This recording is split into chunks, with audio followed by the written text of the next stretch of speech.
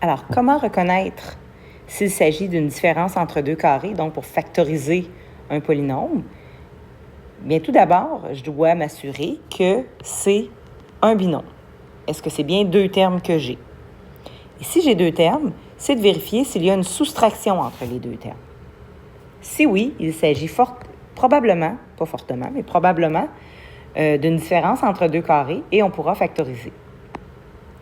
Si je regarde le premier exemple, j'ai 16x2 moins 49. J'ai deux carrés qui sont séparés par une soustraction. Donc, c'est bien la différence entre deux carrés. La réponse nous donnera deux parenthèses. Je fais la racine carrée du premier terme, donc 16x2 qui donne 4x. Je l'écris au début des deux parenthèses. Je fais la racine carrée de 49 qui donne 7. Et dans une parenthèse, je vais mettre une addition. Dans l'autre parenthèse, je vais mettre un moins. Ça n'a pas d'importance si vous mettez le moins ou le plus en premier. Exemple numéro 2. 1 moins x2. J'ai encore deux termes qui sont séparés par une soustraction.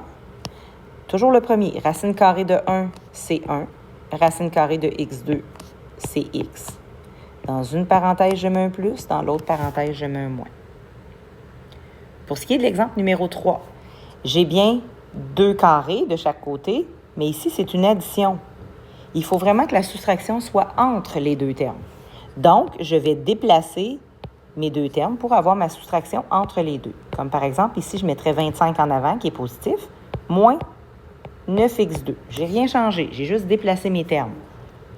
J'ai bien deux carrés qui sont séparés par une soustraction. Donc, ça va me donner une différence de deux carrés.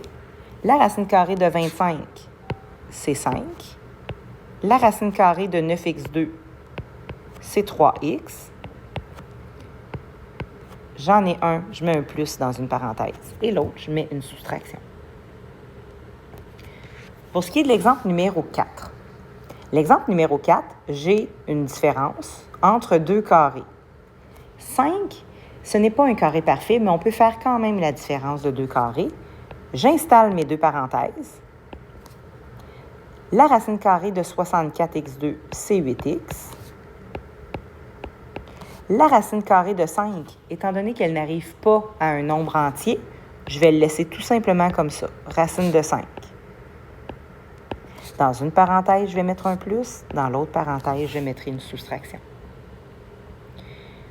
Mon dernier exemple, le numéro 5, 50x2 moins 18. Là, c'est sûr que je peux écrire racine carrée de 50x, tout ça, mais je me rends compte que les deux sont pairs. Je pourrais donc sortir 2. Il resterait 25x2 moins 9. C'est toujours la première étape à faire lorsque je veux faire une factorisation. C'est la mise en évidence simple. Et là, ça me permet d'arriver avec des valeurs qui sont des nombres entiers, mais aussi qui sont des carrés parfaits. Étant donné qu'ici, c'est une différence entre deux carrés, j'aurai deux parenthèses.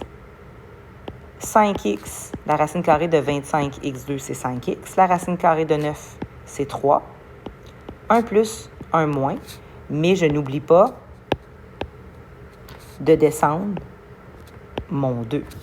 Donc, la réponse finale est celle-ci, 2 fois, entre parenthèses, 5x plus 3, 5x moins 3. Un petit peu plus difficile. J'ai la différence entre deux carrés ici aussi. Alors, ça va me donner deux parenthèses. La racine carrée de 16x4 va donner 4x2, que j'écris au début de mes deux parenthèses. La racine carrée de 81 va donner 9. Donc, un plus 9 et un moins 9. Ce n'est pas encore terminé. Ici, le 4x2 plus 9, ce n'est pas une différence entre deux carrés, donc ça ne se factorise plus. Par contre, le 4x2 ici, lui, il va se factoriser encore parce que j'ai la différence entre deux autres carrés. La racine carrée de 4x2, c'est 2x. La racine carrée de 9, c'est 3. Je mets un plus, je mets un moins. Et la factorisation finale, c'est toute cette ligne-là, donc les trois facteurs qu'il y a là. 4x2 plus 9, 2x plus 3, 2x moins 3. Si je regarde en bas, J'ai 4x2 plus 16. Je n'ai pas de différence entre deux carrés, alors ce n'est pas une différence de deux carrés. Je ne peux pas rien faire, je ne peux pas factoriser. Ici, j'ai beau essayer de me dire, je vais sortir moins 1, il va rester 100 plus 121x2. Ce n'est pas une différence de deux carrés non plus, c'est une addition qu'on a. Même si j'ai changé de place, ça serait toujours deux termes qui sont positifs, alors ça ne se factorise pas.